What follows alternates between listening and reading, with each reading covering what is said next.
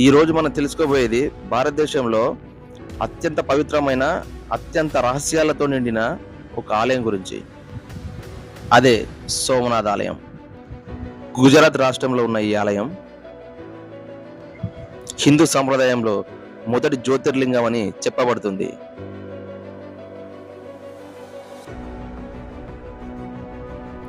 చరిత్ర చెప్తుంది ఏమిటంటే, సోమనాథ్ ఆలయం మొత్తం 17 సార్లు విదేశీ దాడులకు గురైంది.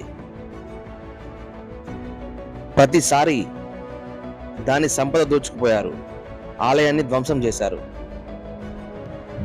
కానీ ప్రతిసారి భక్తుల విశ్వాసంతో ఈ ఆలయం తిరిగి నిర్మించబడుతుంది. ఇదే భక్తి శక్తి,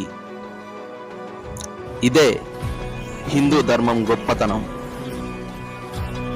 అని ప్రపంచానికి చూపించిన ఒక చారిత్రక సాక్ష్యం. సోమనాథ్ ఆలయంలోని శిల్పకళ సముద్ర తీరంలో ఉన్న అద్భుతమైన నిర్మాణం, ఇవన్నీ ఈ ఆలయాన్ని మరింత రహస్యంగా, ఆధ్యాత్మికంగా నిలిపాయి. భారతదేశం గర్వంగా చెప్పుకునే సోమనాథ్ ఆలయం ఎన్నిసార్లు ధ్వంసమైన ప్రతిసారి పునరుద్ధరించబడింది. అదే మన సంస్కృతి, మన విశ్వాసం యొక్క శక్తి.